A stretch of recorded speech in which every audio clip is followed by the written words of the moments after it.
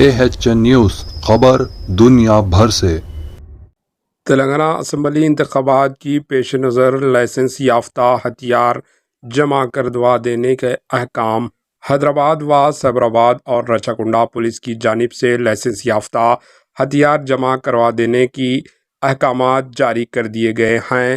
Police press note کے مطابق city commissioner police سی وی آنند، سائبرآباد commissioner Stephen Ravinder اور رچاکنڈا کمشنر ڈی ایس چوہان نے پریس نوٹ جاری کیے۔ انہوں نے کہا کہ تمام سیاسی قائدین اور خانگی افراد جن کے پاس لائسنس یافتہ ہتھیاریں ہیں وہ اپنے ہتھیار قریبی پولیس اسٹیشنوں یا اسلحہ ڈیلرز کے پاس جمع کروا دیں۔ یہ احکامات 16 اکتوبر سے نافذ ہو جائیں گے۔ ہتھیار جمع نہ کروانے کی صورت میں سخت کارروائی کی جائے گی۔